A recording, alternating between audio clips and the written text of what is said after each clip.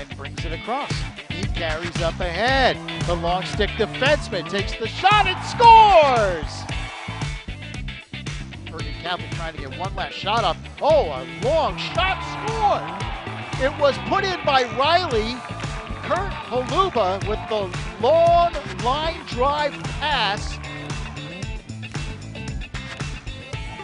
I hope these guys are friends, because there is going to be a major battle at Princeton University come this school year, because the football coach is going to be telling the lacrosse coach, you can't have Holuba.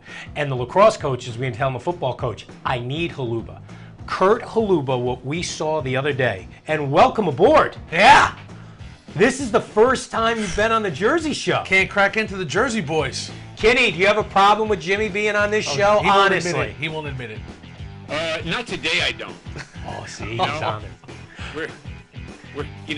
I'm having too much fun at the county tournament finals to be worried about, who's sitting there. So it's fine. We got a lot of good feedback from Kinney. Got very opinionated at the end of last week's show, saying his top 5 in New Jersey could play with the top 5 on Long Island, but he was honest. He said after that, the top 20th team in Long Island would beat them. What I'm talking about right now is Eric Olson is the biggest lacrosse player we've ever seen. Eric played at Poly Prep. He was a football player, went to Notre Dame, offensive lineman. Where's he with the Broncos now? Yeah, 6'5", 300 pounds. And he was an attackman. And scored 50 goals as a junior. Everyone was afraid of him. I laughed when you saw Holuba coming down the field. I know I was standing next to Mike when the Northern Highland guys, Mike, started yelling, can somebody stop him, push him out of bounds? And somebody's like, you push him out of bounds. When Holuba came across midfield, we knew we were in for something special the other night. Yeah, absolutely. You know what? He showed his great feet. He's got great footwork coming off that edge in football. He showed it there. The kid can play. The kid's got skill as a lacrosse player. He's not just a big kid who beats people up in the crease. Well, listen, he's going to go to Princeton to play football, but there's a story here. I mean, Stanford actually told him, look, if you come here to play football, you have those great feet from lacrosse. We'll make you a linebacker. Anything it takes to get you here. Stanford did a bad job because they pressured him into that commitment, and he just wanted to take a look at the landscape. So the two things I love about Holuba right away. First of all, one of his legs is bigger than most attackmen that he faces. He's that big, and nobody in lacrosse tapes their ankles the way this cat does. He gets the football tape. Oh my God, he's got the whole roll of white tape on each cleat ready to go. He is 5 goals and 2 assists on the year. The one at the end of the half when Hammerly calls the timeout with 4.1 seconds left, and you saw it in the open, he said, hey, just go out there and take a shot on goal. And then Riley puts his stick up, and that Holuba was part of the 2 best plays of the game, to me, for sure. And Hammerly told me early in the year that Holuba has a 100-mile-per-hour shot, but he's a defender by trade in the game of lacrosse. And you think Holuba said to Riley, "Oh, come on, man, let that one go. That was top shelf. That was upper corner all the way." It's going to be close. When you look at it again, it was going to be very close. Mike, I don't know if you went home after and played the numbers, but a good number to parlay would have been 16 and 5. And the reason I say that is Northern Highlands, 2 losses this year, both losses, 16-5 losses to the Crusaders of Bergen Catholic. Yeah, and that's where they are. That's where Bergen Catholic is relevant to the other teams in the county. Just that simple. They're just a better team, a deeper team. Hey, Northern Highlands has nothing to be ashamed of. They played tough. They played gutty. They played gutty for 4 quarters, but Bergen Catholic is just, great point, Jim, about Holuba. I tell you what, if Holuba was playing on any other team in the state of New Jersey, he'd be a shorty on man up. There's no doubt about it. They don't need him. They have so much firepower. They don't need him to score, but he's that good a shooter and that good an athlete. He would be man up with a shorty if he was playing for anybody else in New Jersey. Well, just from a pure lacrosse standpoint, it's very difficult when a guy's that big, but you can't get around him because of how good his feet are. You know what I mean? And it's, but listen, that was a take care of business game for Bergen Catholic. Right. They have their eye on the prize. Joe Hammerly in his 20th year, he put it out there from day one after their overtime loss to Don Bosco last year to end their season. You want to change history a bit. okay? You have an opportunity to, let's make practices tougher than games. Let's sell out for the cause. Let's compete every day in practice. And you can see that kind of focus in this team. Well, they're number 2 in our tri-state poll for a reason. They lost in the Bergen County final last year. Now the Crusaders have brought home their first title to the corner of Oradell and Forest since 2009. Let's go out to a beautiful Mahwah High School. I mean, that athletic facilities, Mahwah takes a backseat to no one, nor does Ryan Warnock. He got BC going, number 20, a wonderful player. It's now 2-0. Look at the ball movement. The coach's kid, Matt Hammerly, going to find Mike Riley, Mr. 100, went over 100 career points a couple weeks ago. It's 3-0. Richie Holly with those American flag cleats of his and that laser shot makes it a 3-1 game. Go to the second quarter, Crusaders up 5-1. Look at Trevor Weingartner, Jer, the sophomore. Oh, what a dodge here, and then the toughness, the spin.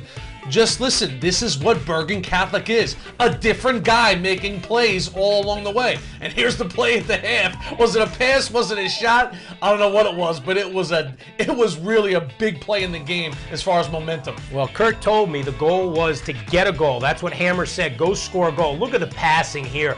Riley to, who's that? Number 16, Chris Blewett, right there. Yeah, I mean, St. Joe's just terrific. Came alive in the second half. 2 goals and assist, 2 goals and 4 assists. One of those to the tack Hammer right there. And you know, Hammer has a younger son, and here comes Haluba. His youngest son is Jack.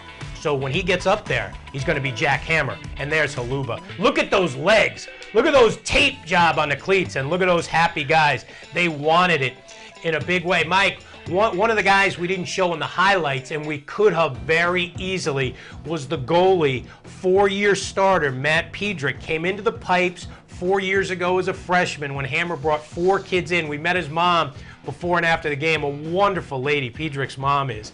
And he got that test as a freshman against Mountain Lakes. First game ever as a freshman going against Mountain Lakes. Had 4 or 5 saves in that first game. Had 4 or 5 saves in the first quarter of this game the other night. And if he doesn't, maybe Northern Highlands gets some mojo and steals one from BC. Yeah, you know what? It's only 3-1 at the end of that first quarter. It's only 6-3.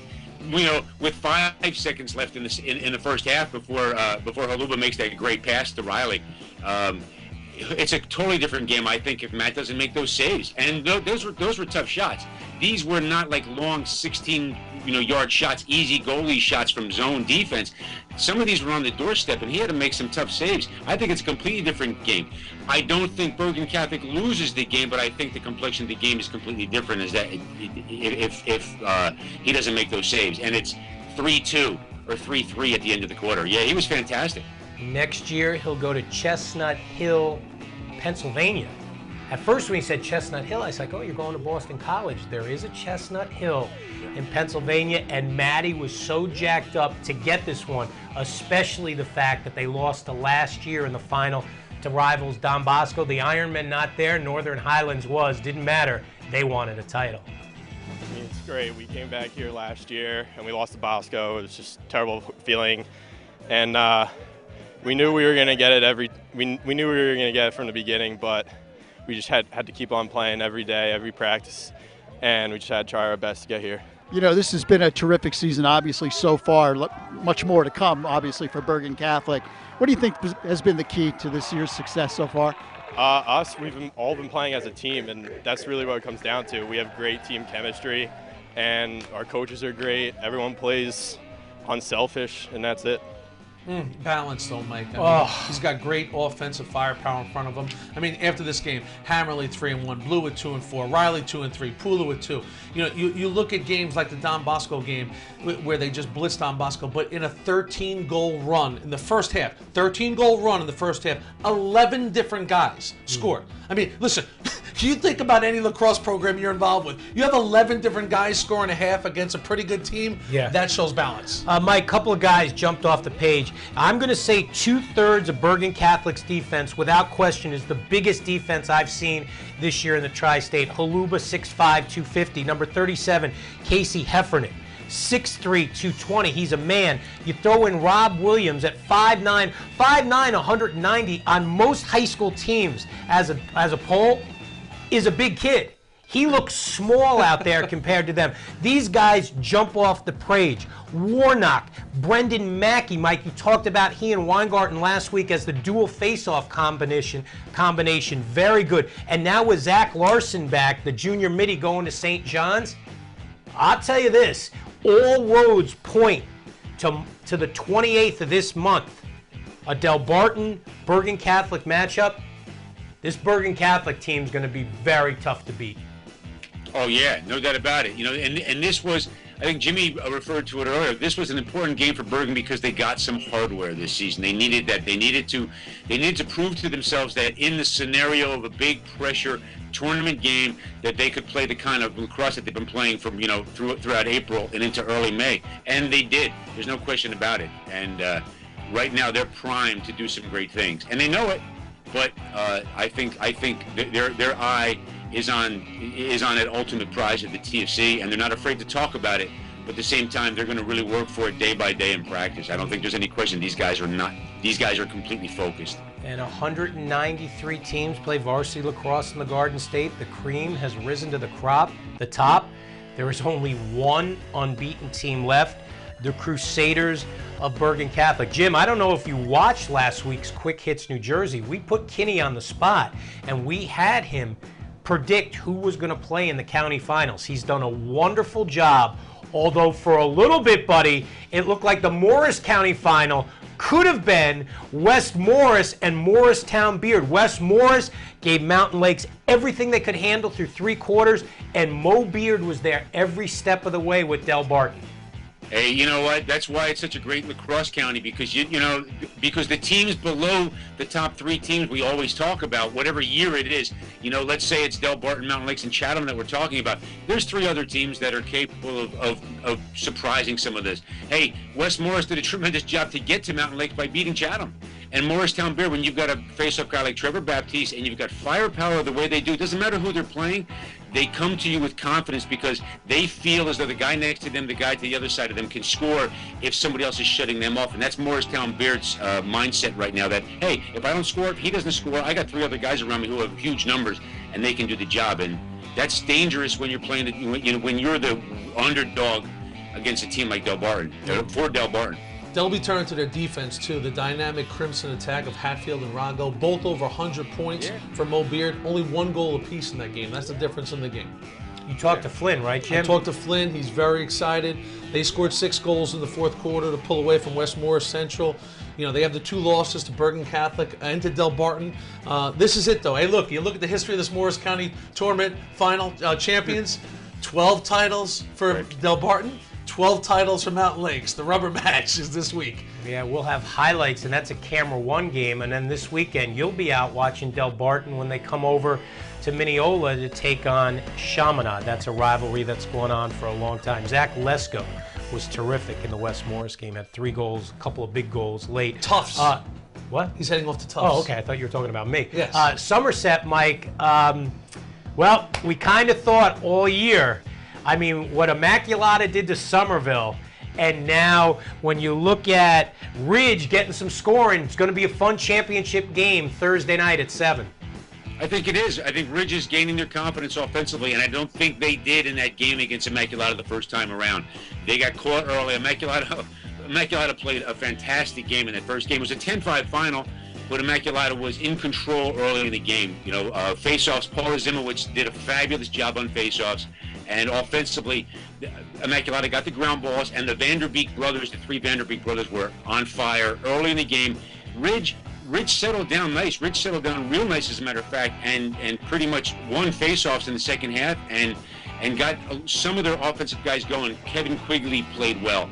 But JT Palladino was held to a goal and an assist, and I don't know the way he's playing now if he's going to be held to a goal and an assist on Thursday night. No, hey, buddy, you're going to have an opportunity to do some more talking. I come into the office today and all of a sudden they tell me Mike Kinney's going to be doing live chatting Wednesday night at 9 o'clock. So send Kinney all your questions. So, what do you think the biggest question somebody would want to know from you right now? If you were going to live chat with Kinney, what would you ask yourself? First of all, is there anybody that can beat Bergen Catholic? Would be my first question. Secondly, who's going to be in the tournament of champion finals against them? And you know what? People will ask if they compare to some of the best teams that have been in the state of New Jersey right now, and they can. My answer to that would be they can compare to some of the best teams, but they have a way to go. There's no doubt about it. You know, they're to match up with some of the, you know, Ridgewood's best team and Mountain Lakes' best team and Del Barton's best team and the Bridgewater team of 2 years ago. They can be there though. They're taking some pretty definitive steps toward being one of those teams. All right, my man. I thought the question they would have asked Kinney was simple. I thought they would have simply said, is Cavallo as good looking in person as he is on TV? Well, I would say, yeah. That's why I don't want him on TV, because, you know, I need somebody to make me look good. And, you know, you guys aren't making me look good. Well, that'll do it. All right, bud. Have fun Wednesday night with your live chatting. Congratulations to Wayne Valley. Won their second Passaic County title in 3 years. Beat Lakeland 8-5. So things good on the other side of Wayne when it comes to lacrosse. See you, everybody.